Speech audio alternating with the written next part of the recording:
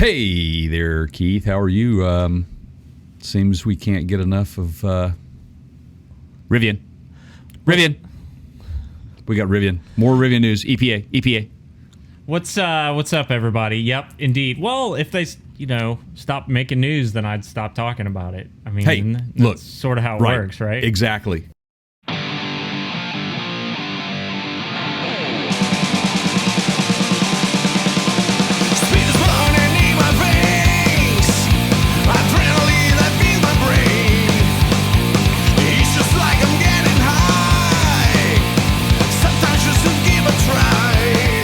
Hey, if you like Rivian and you want to hear more news, make sure you hit that subscribe button and give us a thumbs up because the algorithm kicks in when we get likes. So help us, and we're that close to meeting our goal. So please subscribe. It's been a huge. We've been growing leaps and bounds, and it's been fun to watch. And we've kind of blown away by. It's exciting from time to time to look down at the to watch the subscribers come. So and not please just that, make sure. but watch time, and we're kind of killing it in views and all that. Anyway, thank you everybody for making that happen. Just subscribe. Love you, mean it. Let's go get the meat. Let's go get the meat off the bone or the soy off the bean. Here, let's talk about Rivian. Look, we've been talking a lot about them, right, Keith? This is who now? They make paper airplanes. Electric cars. Yeah, electric cars. Yeah, not the first time we've mentioned them on this program. No, they are in the news a lot right now, and I think it's important that we follow this really closely because they have had to push it back a little bit just because of certain shortages going on in the industry. The whole world is dealing with that. I mean, at least it's not like Lordstown. Exactly. What did I say? What'd you say? Who is that? That's normally your job. So let's get right to it. Right. If there has never been more of a sign that we are very close to seeing deliveries, it's the fact that there is some EPA information out there right now, which is very good. Hot off the press. Yep. So go ahead, man. You got it.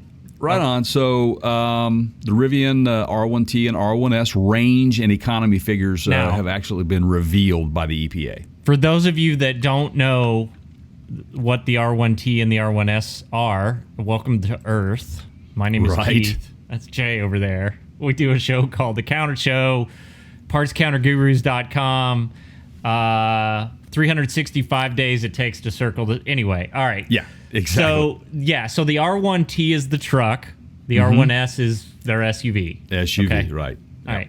Back to you, Jay. So the launch edition will be of the R1T is slated to get to the people who have already placed orders on that. They wanted to deliver in July, but have since had issues. So now looks like they're going to deliver here in September. And this is another really good sign of it. Even if it's not September and it's...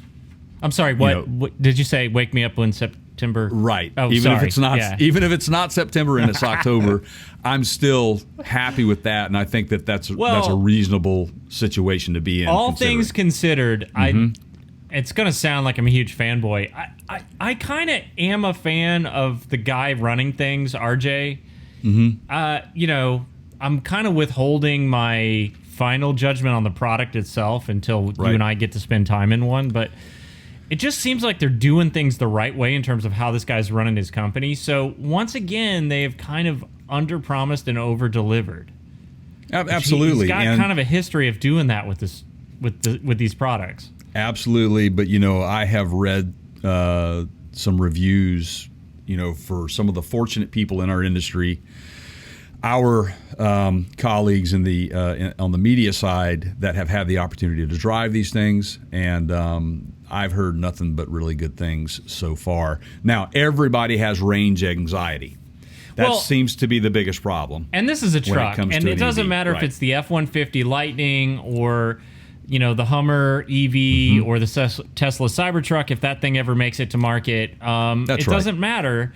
It's not a car. It's not a crossover. Right. You are not going to get the aerodynamics out of a something with a bed in the back that you're going to get out of like a Model Y or a Model X or a Ford, Mach-E. You're just not. So to expect, plus they're heavier, so to expect to get that sort of range out of any truck, not just Rivians, right? Whoever's making the EV, you're just not.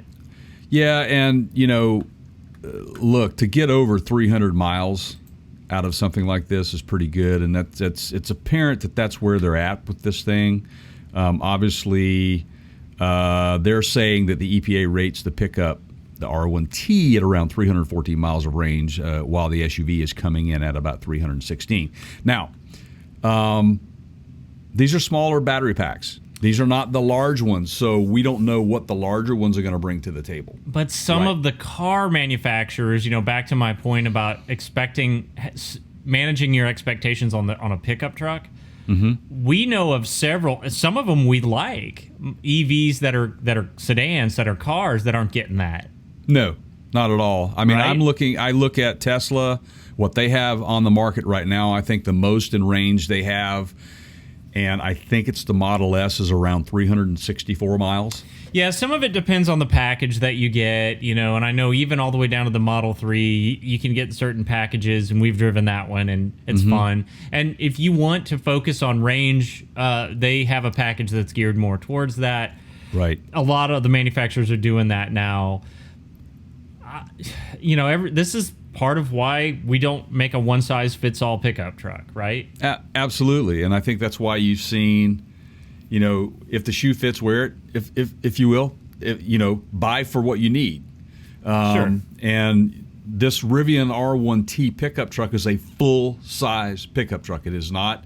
They didn't come to the market with a compact truck, like what the Ford Maverick is and will be always. They are Ford focusing Ranger, heavily on the outdoors crowd. However you want to say that. Overland, camping, outdoor taking your kayaks, whatever it is to you, using that camp kitchen. It is very clear that Rivian is not, like you mentioned, Maverick. Okay, they're not just trying to sell a truck for truck's sake that looks like a truck, but it's kind of small. This is meant to be taking off pavement. I mean, go look at everything that we've shown you guys on this. They're putting pictures out there. Their media people are putting pictures of this thing just doing donuts in the dirt out in the desert. Right. That's absolutely correct. It's pretty amazing. Yeah, they're all-wheel drive, and they got some neat features on them. Let's face it, this is just partnered with Yakima. I mean, they are definitely going after that overland crowd or those off-roaders. So we know what it is. We know what it's going to be. But you could go to, and we'll put a link. It's fueleconomy.gov, where they're doing a compare side by side of the R1T and R1S, and it's quite interesting because it's combined city highway. It's 70 MPGe, right? So that's miles per gallon equivalent, right? So I was just gonna say, Jay, since you brought this up, it's finally. So Rivian's kind of first in a lot of ways. Like, they're first to the consumer EV truck market. I know there's some other stuff out there. It's whatever, but this is kind of the first big player. Tesla was kind of the first big player in the sedan market that really went like full production assembly. Not just a one-off. I know you can go back to the first General Motors, but those were all leased, and it was like whatever. But see, the same stuff that Elon Musk and Tesla had to kind of fight through on the car side, Rivian's kind of forging that way through on the truck side. And we have finally the EPG, or the Highway Department here, the EPA in the United States, updating their window sticker ratings to reflect an equivalency for electric vehicles. Like, only 5 years too late, right? Like, exactly. Yeah. But it's pretty neat to see, and I think there's some things that really stood out to me when I started looking at the specs on this. Whereas typically in a gasoline engine or an ICE, internal combustion engine, you're going to see the city mileage lower than the highway. Well, there's a reason for The actual city mileage is 74 and 66 on highway. Well, you might ask, well, why is that? Well, because you're doing a lot less braking. And so you're getting some regenerative love back through that process. So I think that's probably why it's a little bit more higher. Whereas when you're on the highway, you're just continuously, pulling off you just made me think of a stupid stunt that we have to try. Okay, which is? When we get our hands on a couple of these. This doesn't involve oranges and autopilot, does it? No, but it's okay. I think our viewers would love it. So okay. Would it be possible? So they've already established that, on a Tesla you can flat tow and it recharges using that regenerative. Yeah. Okay. Right. Yeah. So what would happen, Jay? Now somebody's gonna see if I say this now, somebody's gonna steal our idea, right? And then they're gonna do the video before we get it out there, right? But I'll go ahead because it may be a while before we have time to get to this. If you take two EVs, like let's say we take an R1T and an R1S, right? Right. And you tow one with the other to recharge it, and then you trade off. Could you perpetually just keep going? Huh. Right? Like you tow one for 100 miles and then you switch and you tow the other one for 100 miles because you're recharging the one that you're flat towing if it has regen turned on, right? So don't just buy one, buy two, right? And then there you go. Now we're gonna have to try this. That's genius. That's make genius. sure you're I like subscribed. The way you think. Yes, we'll put the video out there eventually where we put this to the test.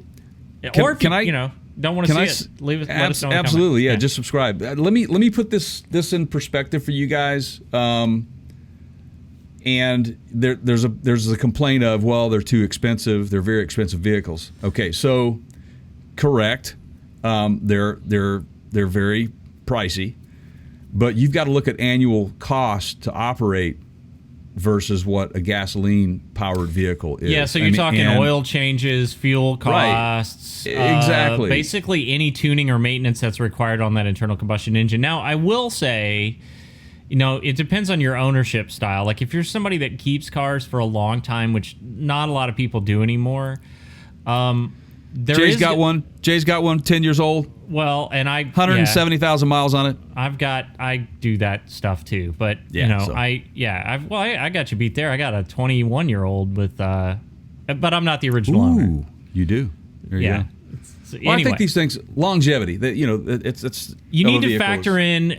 You should start socking money away for battery replacement because that is going to be a factor at some point if you're going to keep it long enough to where. That and this is first generation. We don't know. Rivian has an idea, but we don't know in the wild how many years you can expect to get out of these. Because you got to think about things like temperature changes over the wintertime. It's a factor. All that stuff's gonna, it's just gonna wear and tear on the. So yes, they are in the short term much less expensive to operate. Right. Probably in the long term also, but don't forget to factor in your battery costs. So, in other words, you're paying for that up front versus on the back end over the years of replacing, oil changes and those sorts of things. Now, you still have your maintenance like your brake pads and stuff like that. No, EVs don't have brakes. I read the comments, Jay. Yeah, right, yeah. Oh, and by the way, again, might I say that it does appear that Rivian will be the first truck to be out there that's all electric. Just again, I would like to remind any of you, So anyway, hey, what Jay's talking about is because we do occasionally read the comments. We get it all, and some of you are great, and thank you, and some of you just it would appear just like to stir up trouble and talk crazy talk, like exactly these companies that just don't even have a working they're still in pre-prototype. I mean exactly, and the people are claiming that's going to be the leader, and I don't know, but hey, that's why you come here to get your information. Our track record's pretty good. Right? Yeah, absolutely. I think we're on it. Just like what we're talking about now, we are actually talking about the ratings even before they've got the information from crash test information, you know, the NHTSA information and those sorts of things. So that's soon coming, I'm hearing. There's a lot of chatter about that right now. In fact, RJ Scaringe discussed about some of those things that are in the process of happening at this very moment. And all of those things have to be in place before they can legally start distributing a production vehicle. That's what gets them licensed to operate, and they get that VIN. I'll just throw this out there as a final parting detail, because I'd not seen this information before.